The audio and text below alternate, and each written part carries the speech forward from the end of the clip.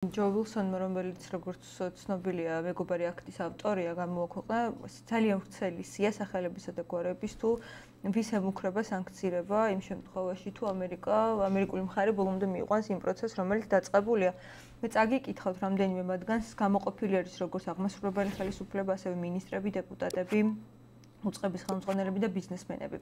იწყება, რა თქმა უნდა, უმაღლესი მზედარგოლით, ირაკლი კობახიძე, პრემიერ-მინისტრი, კახა კალაძე, ირაკლი ღარიბაშვილი, მიუხედავად იმისა, რომ ის წავიდა პოლიტიკიდან, ვახტანგ გომელაური, ანდრიო ხანაშვილი, პაეტა სალია, რომელიც ახლა დაინიშნა იუსტიციის მინისტრად, მაკა ბოჭორიშვილი და სულხან თამაზაშვილი. ასევე სია გრძელდება უკვე პარლამენტარების ნაწილით, ეს არის შალვა პაპუაშვილი, ნინო წილოსანი, მამუკა მდინარაძე, ვიქტორ ჯაფარიძე, დიმიტრი სამხარაძე, თია წულუკიანი. შემდეგი არის უკვე მოსამართლეები, ესენი არიან მიხეილ ჩინჩალაძე, ლევან მურუსიძე, დიმიტრი გვრიტიშვილი, გიორგი მიქაუტაძე, ლევან თევზაძე, ირაკლი შენგელია, რევაზ ნადარაია, შალვა თადუმაძე.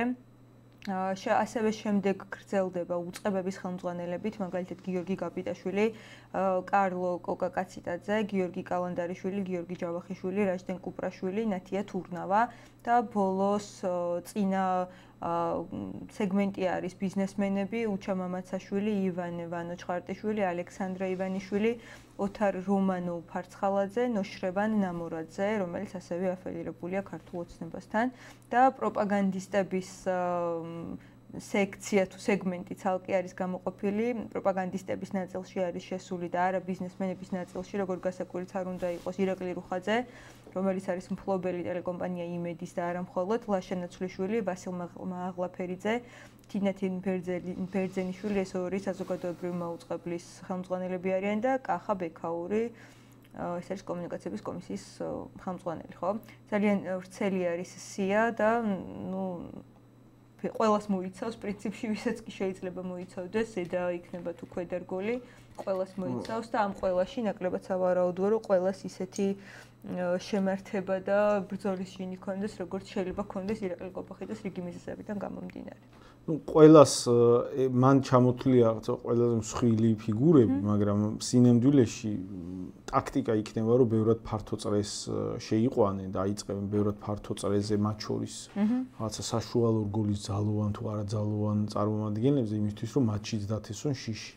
და მანდედან გამომდინარე, გეგმა იმაშია, რომ იგივე მაგალითად ეს გადაადგილებები, რომლებიც ოცნების შემადგენლობაში მიმდინარეობდა ბოლო პერიოდში და იქ რაღაცა დაპირისპირება დაიწყო მხარეებს შორის, მან ერთ-ერთი მთავარი ფაქტორი იყო ის, რომ ეს მხარეები ჩვენ წინა გადაცემებშიც გავარჩიეთ, რომ ეს მხარეები იყვნენ ფრაქციები, გავლენის ჯგუფები ოცნების შემადგენლობაში, რომლებიც გავლენებისთვის დიდი ხანია ერთმანეთს, თქვათ, ერთმანეთთან დაძაბული ურთიერთობა ქონდათ და ერთმანეთს თქვათ, ეჯიბრებოდნენ გავლენების გაფართოებაში და ეს იყო ალბათ მთავარი мотиваცია, ოღონდ ამ დაძაბულობის ხარისხის ზრდა, ზოგადად დაძაბულობის ხარისხის და გამოწვეულია ხოლმე კრიზისული პერიოდებით, აი ნებისმიერ ურთიერთობა იქნება, რაღაც ბიზნეს ურთიერთობა, პოლიტიკური ურთიერთობა, რეალურად ყოფითი ურთიერთობაც კრიზისულ გამოწვევებს ახლავს ხოლმე თან ურთიერთობების დაძაბვა, პირობითად აი რაღაცა ხდება, მოსალოდნელია გარე დარტყმები და ამ გარე დარტყმებში ჩანს, რომ შეცდომებიც იყო დაშვებული და მიმდინარეობს შეცდომების ერთმანეთზე გადაბრალება, საკითხის იდეა დაყენება, რომ აი ეს ასე რო კეთდებოდა, ეს არის ვიღაცის ბრალი და ამ ვიღაცის ბრალეულობის გამო შეიძლება დაიღუპოს დანარჩენი გუნდი. ან ვიღაცის ბრალეულობის გამო შეიძლება მათ შორის დასანქცირდნენ ის ადამიანებიც, რომლებიც მაგალითად ამა თუ იმ სახის პოლიტიკის გატარებას არ ემხრობოდნენ, მაგალითად გამოდიოდა ხმები იმასთან დაკავშირებით, რომ ღარიბაშვილი შარშანვე, როცა შეცვალეს პრემიერობიდან, არ ეთანხმებოდა იმ ტაქტიკით მოვლენების განვითარებას, როგორც განვითარდა, რომ აქ რაღაცა ჯერ აგენტების კანონის მექანიზმით დაძაბეს ოპოზიციასთან თითქოს ბოლის გამოშვების გეგმა იყო, სინამდვილეში გააძლიერეს. აბსოლუტურად მუხტის დაკარგვის ესე ამბობდა კობახიძე ძალები და ხო, ძალები დავაკარგვინეო და რეალურად გააცოცხლეს ოპოზიცია. ამის გამო, ამ გაცოცხლებული ოპოზიციის გამო მათ მოუწიეთ ძალიან სერიოზული ჩარევა და გაყალბება არჩევნების, ისე ვერ იგებდნენ და შემდეგ ამის საფუძველზე მოხდა ის, რომ პროტესტი დაიწყო და როგორც მიდიოდა საუბარი, თან ღარიბაშვილის კომენტარებზეც ეთყობოდა, რამდენჯერმე გამოჩნდა სულ ღარიბაშვილი, რამდენჯერმე გააკეთა კომენტარი და ყოველთვის ისეთ კომენტარს აკეთებდა, რომ მას არ მოწონდა ის პროცესები, რომელიც მიმდინარეობდა, ოღონდ უკვე ჩემი საქმე აღარ არის და რა ვქნა, რაღაცა ისეთი კომენტარები იყო, მე შემდგომი შეცდომა იყო ის განცხადება კობახიძის, რომ ევროკავშირში იმ დროისთვის მაგ განცხადების გაკეთება იყო შეცდომა, არა ზოგადად შინაარსობრივად არის შეცდომა, იმ დროისთვის შეცდომა იყო ევროკავშირში აღარ გავაკეთებთ განაცხადს, და ამით თავიდან გააცოცხლეს პროცესი და შემდგომი კიდე ერთი მნიშვნელოვანი შეცდომა იყო საწყის ეტაპზე პროტესტის ძალიან ხისტი მეთოდების გამოყენება პროტესტის ჩაშლისთვის, ფაქტიურად არაფერში რო არ იყო საჭირო ისეთი თავპირის ლეწვის კადრები დაუდეს მოწინააღმდეგეს და ამის საფუძველი ეხლა ამის საფუძველზე ახერხებს ეხლა დასავლეთი ესე ჰაერზე ვერავინ დაგასანქცირებს თუ მას არ აძლევ ლეგიტიმურ თავის გამართლების საშუალებას, ანუ უბრალოდ მე შენ არ მემორჩილები და ეხლა შენ იცი რამე გავალებ რაღაცა deep state-ი გავალებს და ნარკოლიბერალიზაცია გაატარებ ქვეყანაში და მაგას არ აკეთებ და მოდი დაგასანქცირებ, ეგ ეგრე არ ხდება. რაღაცა საფუძველი უნდა მისცეს, საშუალება უნდა მისცეს მაგის და რეალურად ამათმა მისცეს.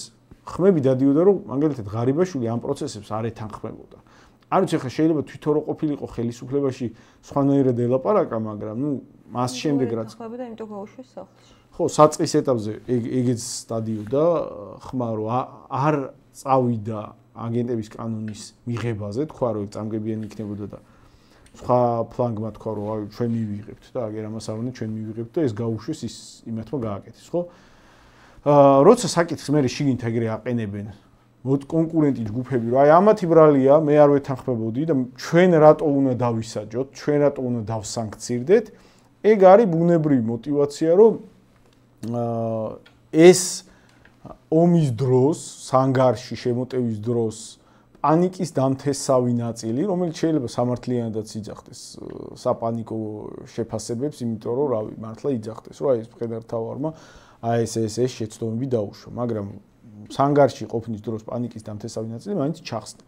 ერთი мотиваცია შეიძლება იქ იყოს და მეორე мотиваცია შეიძლება შესაძლოა იყოს ის, რომ მათ შორის აი ძალოვანი ნაწილი ფაქტია, რომ ცუდად გაუმკლავდა პროცესებს ზღვარ გადასული თავპირის ლეწვის კადრები, თან არაფორმალური ჯგუფების მიერ, იყო ერთ-ერთი მთავარი ფაქტორი, რითიც ესენი დასანქცირდნენ და შესაბამისად მოთხოვნების ჩამონათვალში ერთ-ერთი მთავარი მოთხოვნა და არგუმენტი, რაც იქნება, რომ აი ეს რაღაც შეცვალეთ, თუ გინდათ, რომ რაიმე ლაპარაკის მსგავსი დაიწყოს, იქნება მაგ ჯგუფების ჩანაცვლება. შეიძლება ჩვენ ქონდეს საქმე იმასთან, რომ თვითონ ამ შემადგენლობასაც კობახიძის ფლანგს, რომელმაც ეხლა სრულად აიღო, აი მთელი შემადგენლობით მართლობა ყველა რგოლში, საპარლამენტო ძალოვან სტრუქტურებში, აღმასრულებელ ხელისუფლებაში ქონდა მცდელობა და იმედი, რომ რაღაცას დაულაგდებიან ამერიკას, რაღაც შუალედურ ვერსიაზე, სავარაუდოდ ეს იმედი შეიძლება გრძელდება კიდევაც და მუშაობა ალბათ გაგრძელდება.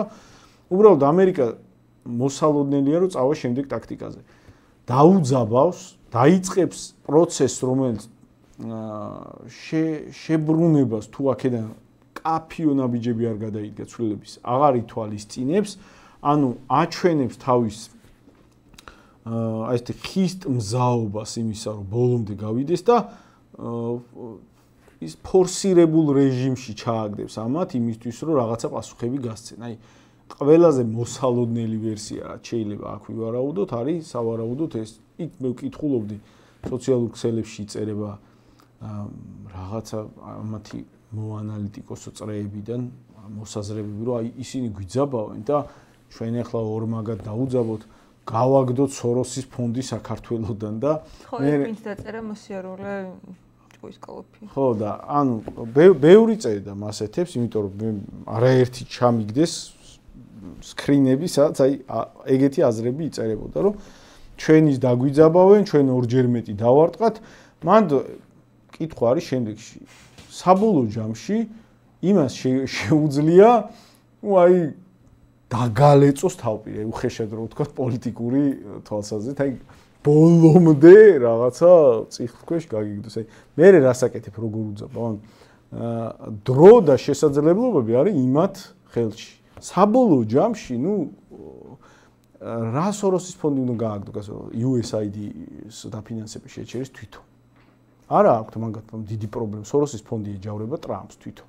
ანუ რა უნდა გაუკეთო ეხლა იმათ ისეთი, რომ მათთვის ეს იყოს დრამატული დარტყმა. არსად არ ეჩქარებათ და შენ ხარ გაჭედილი იმ ძალიან სავალალო მდგომარეობაში, სადაც მოსახლეობის უმრავლესობა, მათ შორის შენი ამორჩეველი, ეგრე ჩაატარე პოლიტიკური პროცესები, შენი ამორჩევლის მნიშვნელოვანი ნაწილიც არის პროდასავლელი. ეგ არის რაღაცა მოცემულობა, რომელშიც აშკარად უპირატესობების შემხარეს არ არის და რა დაპირისპირებაში რამდენიმე თვე გაუძელი იმის იმედით და იმის ლაპარაკით, რომ ხალხო ნუ გეშინეთ ისევ ევროპაში შედიოდი და ტრამპი ნახე ახლა ჩემკენ შემოbrunდება და ტრამპთან დაალაგებული ვარ, ეგ არ არის ომის გაძლება, ეგ არის შენ ატყუებდი შენიანებს, რომ ახლა ეს ტრამპი, რომელიც ახლა ასევე შენს ცემას დაიწყებს, ჩემკენ არის ხალხო ნუ გეშინიათო და აი როგორი ტაქტიკით აპირებენ გაძლებას მოცემულობის, სადაც საკითხი უნდა დადგეს ისე, რომ არანაირი ტრამპი აქეთ არ შემოbrunდება, არანაირი ევროპა აქეთ არ შემოbrunდება, აღარ დაივიწყეთ ევროპა, დაივიწყეთ ამერიკა, ბელორუსიზაცია ხდება ახლა, ბელორუსია ვიქნებით, ოღონდ თან ისე, რომ რუსეთი მოკავშირეც არ აყავს, ანუ ბელორუსიას რუსეთი ყავს მოკავშირე და პრობლემა არ აქვს მაგასთან, თავს რუსებად თვლიან საერთოდ და შენ რუსეთიც არ აყავს მოკავშირე, რუსეთზე იძახი რომ პირდაპირ მტერია და მასთან სალაპარაკო არაფერი არ გაქვს და ამერიკასთან და დასავლეთთან პირდაპირ კონფრონტაცია მიდის. აი მან რა ფორმულით უძლებს საზოგადოება, ეგ ფორმულა ვერ სახელდება და ეგ არის მთავარი კითხვის ნიშანი. აქ ეხლა კითხვაზე რა არის გამოსავალი? ეხლა მარტივ გამოსავლები აღარ არსებობს. უბრალოდ ეხლა თუ არ მიდის ყარი ალტერნატიული იდეოლოგიური ვექტორის ფორმირება ეხლა მაინც, რაც არ მიდის, ისევ იმის ლაპარაკი მიდის, რომ ნუ გეშინით ხალხო. ტრამპი მე მგონი დაგვილაგდება და ყველაფერი კარგად იქნება. ტექსტების, რომელიც ერთ თვეში გაბათილდება, სავარაუდოდ, ისე კი არა რაღაცა ორწლიანი რაღაც სცენარია. თუ ეხლა მაინც არ დაიწყეს რაღაცა ყარი ალტერნატიული იდეოლოგიური ვექტორის ფორმირება, რომელიც სათანადო თავდაჯერებული იქნება იმისთვის, რომ მოწინააღმდეგე საზოგადოების ნაწილის სეგმენტის რაღაცა საპირწონე ძალა იყოს, ну, არ ვიცი, აქ რამე პოზიტიური სცენარების დახატვა უბრალოდ იმ ილუზიის შექმნა, რომელიც მოუმზადებელს დატოვებს საზოგადოებას გადამწყვეტ მომენტში არსებული მოსალოდნელი სერიოზული კრიზისის წინაშე. ჩვენ როგორც წესი დროს ვცდილობთ ხოლმე ყოველ შემთხვევაში რომ გამოვნახოთ გადაცემის ბოლოს რომ რიგ კითხვებზე მაყურებელს უპასუხოთ, მაგრამ რადგან თემატურად ამ საკითხს ეხება, მაშინ ახლავე წავიკითხავ, კითხვა არ არის პრინციპში ალბათ უფრო შეფასება, სწორედ ამერიკის საკითხზე არის, რაც დაგმართეს, ამაზე მეტი რა უნდა ქნანო, ну ალბათ დასავლეთი ეგულისხმება და შემდეგ მოყვება კომენტარი ფორმულას დაუაბგონეთო, ანუ ნაკლებად მოსაწონი აღმოჩნდა ერთი კონკრეტული მაყურებელისთვის, რასაც ვსაუბრობთ, მაგრამ მეორე მაყურებელს რომ უპასუხეთ, იმაზე მეტი რა უნდა ქნან და დაგმართონ, რაც უკვე ამ 33 თუ 32 წლიანი პარტნიორობის განმავლობაში დაემართა საქართველოს ამერიკასთან ურთიერთობის ზეგავლენა. საქმე იმაშია, რომ ამ პოზიციის მქონე ხალხი რო იყოს უმრავლესობაში პრობლემა არ იქნებოდა. ანუ უმრავლესობა რო ფიქრობდეს მასე, რომ 30 წლის განმავლობაში რაც დაგმართეს მაგაზე უგარეს რა უნდა გვიქნა და მოდი გაუძლოთ, პრობლემა არ იქნებოდა, რაღაც შეგვეძლებოდა მშვიდად უყუროთ იმ ზეწოლას, რომელიც გარედან იქნება. უბრალოდ ხო არ მოვიტყუებთ არა თავს, უმრავლესობა მასე არ ფიქრობს. უმრავლესობა ფიქრობს, რომ დასავლეთი კარგია და მეორე ნაწილი, მნიშვნელოვანი ნაწილი ფიქრობს, რომ არაფერი ცუდი არ დაგმართეს. აი ფეხებზე კიდია დიდად დასავლეთი რაღაც არც აგვაშენეს ფიქრობს, არც რამე დაგმართეს ფიქრობს, რომ ნუ რაღაცა სარფიანი ეკონომიკური და რაღაცა ფინანსური თვალსაზრისით სარფიანი მიმართულება, სადაც შეუძლია წავიდნენ იმუშაონ. აბა ჩაკეტილი ხო არ ვიქნები. ასე ფიქრობს. მაყურებელმა ხო არ უნდა მოიტყუოს თავი ახლა კი ბატონო შემიძლია ვილაპარაკო ეგრე რომ ხო აბა რა ეგრე ფიქრობს ახლა ეს ადამიანი რაც დაგმართეს 30 წელი ამაზე უარესი რა უნდა დაგმართოს. ან რაღაცა არ თქვა შემიძლია, აი მეორე ხო თქვა ფორმულას გადაასწრებთ, ან რა იგულისხმა, რომ ვიძახი, რომ უმრავლესობა ამ პროდასავლელია, ან არანაირი რაღაცა დასავლეთმა გაგვანადგურა ეგეთი განწყობები არ გააჩნია. ეგ ხო მასე ლაპარაკი რომ დავიწყო, ნუ მაშინ დებილი უნდა მეგონოს მაყურებელი და უნდა ვთვლიდე, რომ აი ნებისმიერ დებილობა შეიძლება რაღაცა ვაჭამოთ და უკრიტიკოდ მიიღოთ. რეალობა ხო სხვა არის. რეალობა არის შემდეგ არ თვლის უმრავლესობა, რომ ეს რაც დაგმართეს ამაზე უარის ვერ იქნება, უმრავლესობა თვლის, რომ რა ვიცი, გვიჭირს ნორმალური ეკონომიკური ცხოვრება მინდა. ომი აღარ არის მოსალოდნელი.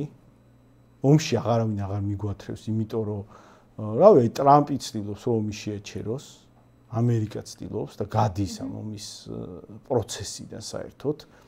მაქსიმუმ იარაღს თუ მიყიდის, აი ასე უყურებს უმრავლესობა, სხვათა შორის ამ ნაწილში რომ ტრამპი ომზე მიწოლას აღარ აპირებს, ამ ნაწილში სიმართლეც არის და მანდიდან გამომდინარე, ხა შენ თუ გინდა რომ ილუზია შეიქმნა, რომ აი ხა რომ უვიზო მიმოსვლა თუ ჩაგვიკეტეს, უმრავლესობა იტყვის, აი რა თქმა კაცო ეს ევროპა ამათ მარაც დაგვან, ვინც იქავართ ისინიც წამოვალთ, რეალობა იქნება ის, რომ ეგ ეგრე არ მოხდება. რეალობა იქნება ის, რომ მოუტრიალდებიან ამათ და ეტყვიან, რომ რავი, ბავშვებს რა ვაჭამოთ.